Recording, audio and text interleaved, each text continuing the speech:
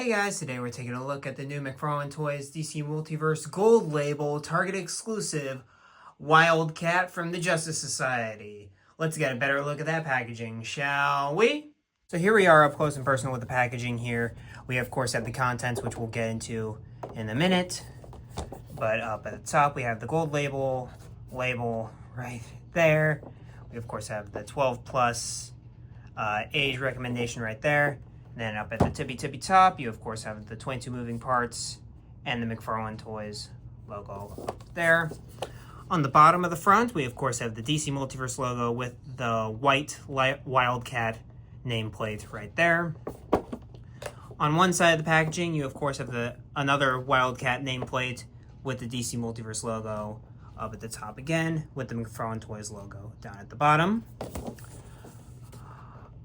On the back here, we have this panel of Wildcat, which I think is just what they use to sell the figure, because this looks very much like the figure, and I have never seen a single Wildcat panel that looks like this, but it's Wildcat from JSA. How innocuous is that? And then, of course, at the bottom, you have the ads for McFarlane Toys social medias. Of course, follow them on Facebook, Twitter, and Instagram. Very reliable resources if you need up-to-dates in terms of like pre-orders and stuff like that. So if you're a collector of the line, get on these. They're really useful. On the other side, you of course have Wildcat from JSA, Justice Society of America. Then up at the top, you of course have the DC Multiverse logo. At the bottom, you have the McFarlane Toys nameplate down there. And then on the very bottom of the packaging, you have the Justice League legalese, which makes no sense because JSA, Justice Society, is its own IP. And then you, of course, have the barcode for all you barcode hunters out there. But all right, guys, let's get this dude out of the packaging. And here is Wildcat out of the packaging. And, of course, before we take a look at the actual figure himself, we're, of course, going to take a look at the other contents, which up first, we, of course, have the base here, which has a black DC logo down there and one peg hole and nothing on the back. Standard DC Multiverse affair there.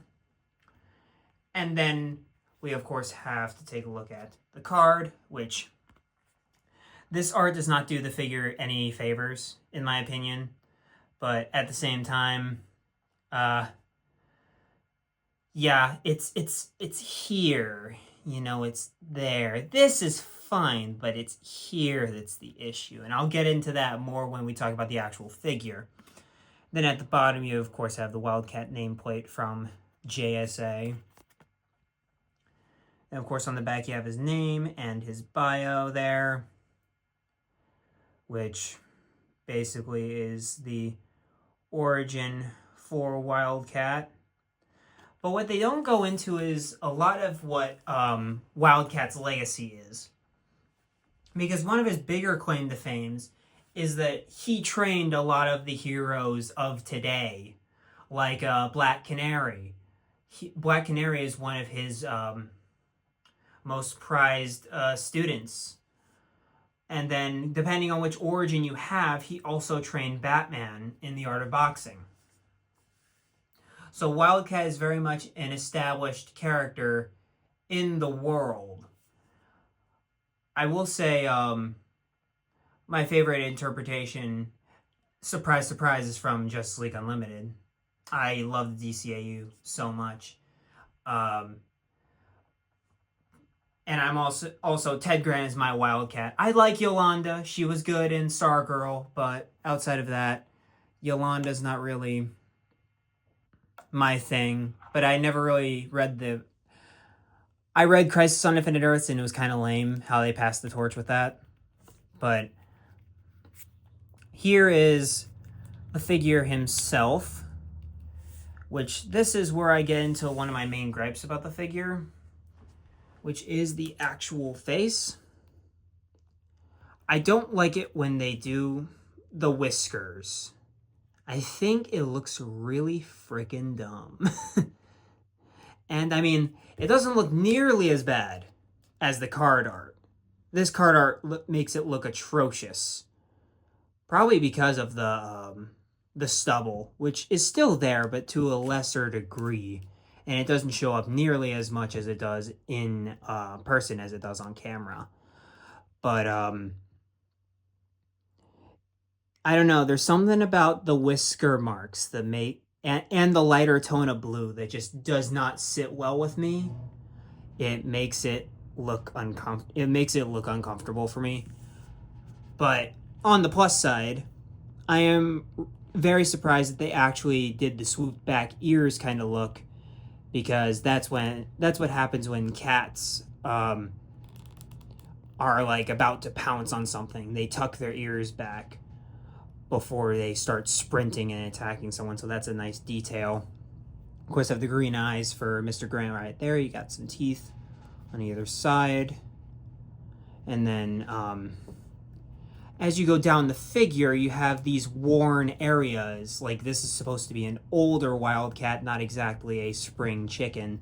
Like a lot of the depictions of Wildcat, especially post Crisis on Infinite Earths, have the Justice Society as the old fogies, you know, the Justice League before the Justice League, stuff like that, and how do they stay relevant. That's a lot of their stories.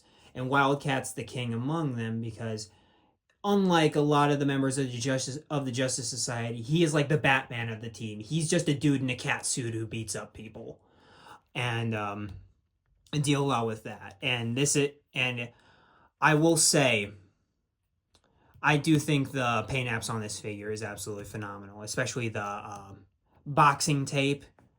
It does show up more yellow than it does on camera than it does in person. However, it still really does make it work that this is an older, seasoned Wildcat. He's had a lot of scruff-ins. I would love, and this would probably make it a 17 plus figure, if they had some dried blood on there. Maybe that's what all this brown is on the boxing tape. Maybe that's dried blood, who knows, but I just love that little detail. And you of course have the skin tone, which does match up pretty evenly with his face, which is not something you get often. So, and then of course you get more of the faded, which is kind of weird that it's not continued on the back as it is on the front.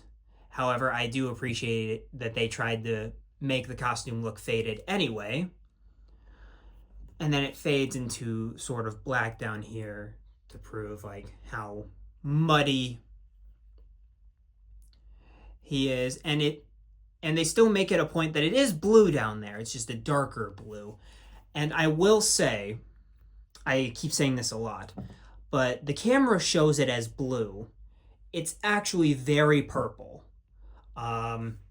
Much more akin to something you'd see in like Catwoman 60s outfit, like that shade of purple. That's what this figure actually is.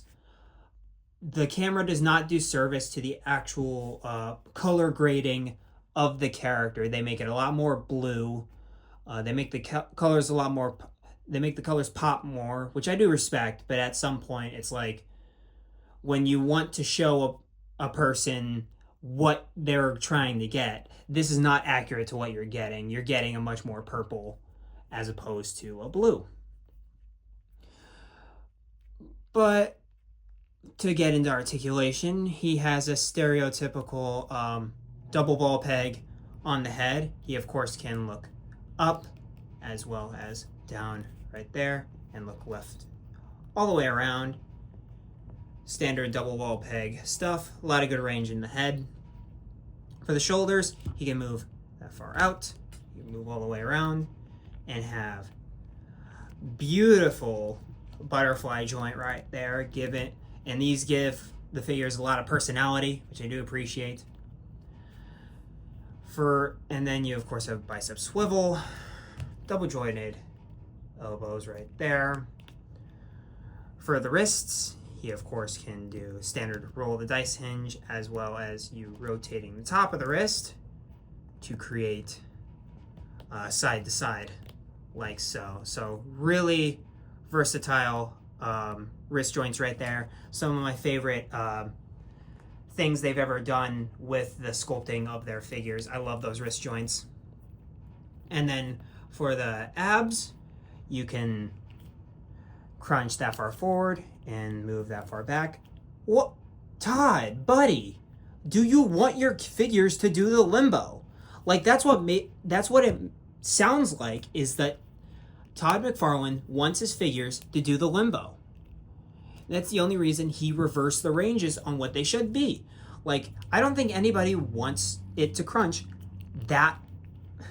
Like, that's kind of weak. That's kind of a weak crunch. And then you have all this range moving back. It makes no sense. You know what I mean? And then for the legs, you got a standard McFarlane legs. Thigh pivot is on the weaker side, but it's still there. You have double joint knees, which look pretty okay. And then for the ankles, you of course rotate at the top, ankle pivot at the bottom, nice hinge at the bottom as well, and of course toe articulation, like so. Here we have, for our first comparison here, Wildcat compared with Orion. And the only reason I'm comparing these two is that, one, they're kind of in the same wave because they both came out around the same time, but also it seems like they're using the same body. And I could be completely wrong, but outside of the resculpted arms that they did, this is pretty much one for one the same body. And I don't know which body this is. I can't really tell you, because I don't think it's the John Kent Superboy body buck. It's definitely not the Booster Gold Blue Beetle body buck. So I don't exactly know which one this is, and if you can let me know in the comments, I'd very much appreciate it. But I really cannot tell the body buck, but I can tell you that these two characters are the same. And I forgot to mention, this would make an awesome 7-inch Daredevil buck. And here is Wildcat with some of his teammates from the Justice Society here, from left to right. You, of course, have Alan Scott, Green Lantern, right there. Commander Steel, of course, our new Wildcat right there. And the Spectre. And I'd say, I am so happy we are getting more Justice Society members. I know a lot of people don't care about them, but I'm just very happy we finally have the Justice Society together. It only took getting every single other team out there outside of the Legion, because screw the Legion. But besides that, I'm so happy we have more Justice Society characters. And here we are with Wildcat to the right and 3 Jokers Batman right there. 2 of the everymen on their respective teams. They're just people at the end of the day. Even though Batman, is kind of more than that, but still, at the end of the day, he's a dude in the bat costume, so I think it works. And I'd say these two, specifically these 2 figures, look very well together, and you could honestly do any Batman you want at the end of the day. But these 2 in particular, I think, are really stellar together, especially with the more grittier tone of a 3 Jokers Batman on top of the bandaged hands Wildcat there. And honestly, that's kind of all I have for Wildcat here. Overall, I think he's a solid enough figure. He's definitely serviceable for the character. I mean, you wouldn't expect Wildcat to come with any accessories, because obviously he's a boxer. He gets the job done. You can get him in a lot of your more acrobatic poses if you need him to. But then again, he's a boxer. He's not an acrobat. So relatively all you're looking for is just to put him in a boxing pose and call it a day. And I'd say that figure serves that. And even though he does have some really good paint apps, like the more worn cloth aspect of his costume, he still has the face, which just looks ugly. Besides that, really solid figure. I'd highly recommend, especially if you're a Justice Society fan. This is one you gotta get. If you're a huge fan of, surprisingly, the Green Arrow mythos, you'll probably want him because he trained Black Canary, even though we don't currently have a Black Canary figure. But overall, I'd give him a 6. He's good. He's I mean, there's not much you can really say about this figure. He's fine. He is good. But with that being said, of course, like, comment, subscribe. Tell me what you think about this figure here down in the comments down below. It really helps the editing process and really brightens my day communicating with you guys. And that's really all I've got. So keep collecting, be kind and courteous out there, and I will see you in the next review. Peace.